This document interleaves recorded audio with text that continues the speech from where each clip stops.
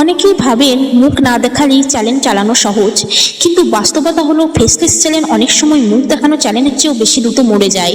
আজকের ভিডিওতে আমি কোনো মিথ্যা আশা দেখাবো না, বরং সেই 5টা ভুল বলে দেবো যেগুলো করলে ফেসলেস চ্যালেঞ্জ ধীরে ধীরে মরে যায়। যদি সিরিয়াস হন তাহলে শেষ পর্যন্ত দেখুন। ভুল নাম্বার 1, নিজ ঠিক না করে ভিডিও বানানো শুরু করা। এটা সবচেয়ে বড় এবং সবচেয়ে কমন ভুল। অনেকে ভাবেন যা হয় একটা কিছু বানাই দেখি কি হয়। ফেসলেস চ্যালেঞ্জ এটা প্রায় আত্মহত্যার সমান, কারণ আপনার মুখ নেই, পার্সোনালিটি নেই, ভয়েসের পরিচিতিও নেই শুরুতে। শুধুমাত্র কন্টেন্টের উপর নির্ভর করতে হয়, আর কন্টেন্ট যদি এদিক ওদিক হয় তাহলে অ্যালগোরিদম বুঝতে পারে না আপনার চ্যানেল কাকে টার্গেট করছে।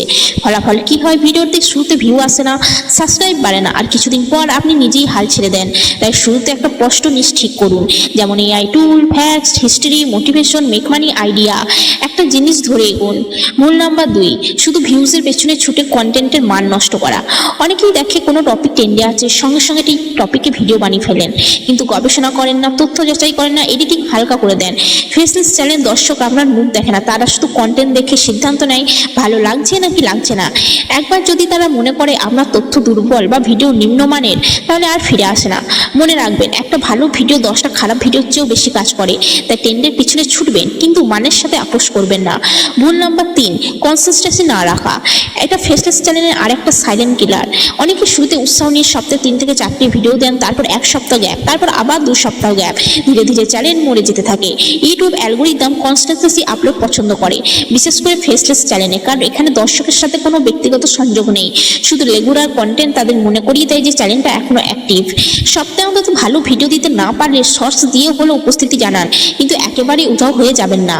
ভুল নাম্বার 4, শুধু লং ভিডিও বা শুধু শর্টস একদিকে ঝুঁকে থাকা। অনেকে শুধু লং ভিডিও বানান, শর্টসে গুরুত্ব দেন না, আবার কেউ কেউ শুধু শর্টস বানিয়ে চ্যানেলকে বড় করার চেষ্টা করেন। বাস্তবতা হলো শর্টস দিয়ে রিচ বাড়া যায়, কিন্তু লং ভিডিও দিয়ে ওয়াচ টাইম আর আয় বাড়ে। দুটোকে একসাথে ব্যবহার না করলে চ্যানেল বৃদ্ধি ধীর হয়ে যায়।